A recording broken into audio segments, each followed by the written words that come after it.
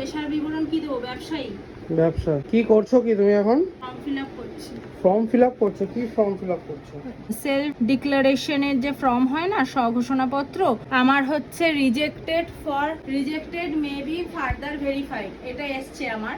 Rejected করে দিয়েছে, তো তার কারণ তো কিছু দিচ্ছে না, কোনো রিজন নেই সেখানে। তো তার জন্য আমি ক্লেম করব, তার জন্য এই ফর্মটা ফিল আপ করে এটাকে স্ক্যান করে ওখানে সাবমিট করব।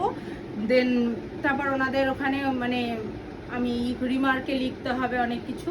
তো কিসের জন্য আমাকে রিজেক্ট করা হলো আমি তো কারণটা এখনো জানি না। সেটা আমার মানে অনুরোধ আর কি সরকারের কাছে, যে এটা একটুখানি ভেরিফাইড করার জন্য। রিমার্কে যেটা আছে সেটা কিন্তু আমরা অবশ্যই কমেন্টে দিয়ে দেবো।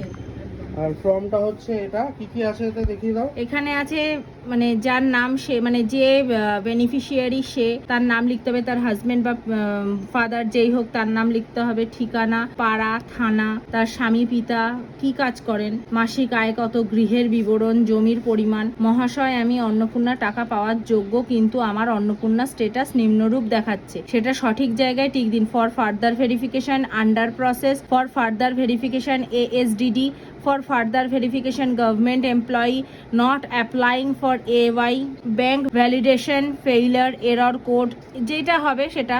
কিন্তু এখানে তো এটা দেখাচ্ছে না, রিজেক্টেড ফর ফার্দার ভেরিফিকেশন। যার যেটা আসবে না সেখানে কিন্তু 7 নম্বরে ব্ল্যাঙ্ক দেওয়া রয়েছে। আচ্ছা, সেটা লিখে দিতে হবে। লিখতে পারেন। আচ্ছা, অতএব মহাশয় আমি অন্নপূর্ণার টাকা পাওয়ার যোগ্য, তাই আপনার নিকট আমার বিনীত নিবেদন, এই যে আমাকে অন্নপূর্ণা যোজনার অন্তর্গত সুবিধাটি প্রদান করলে খুব উপকৃত হব। উপরোক্ত তথ্য আমার জ্ঞান ও বিশ্বাস মতে সত্য।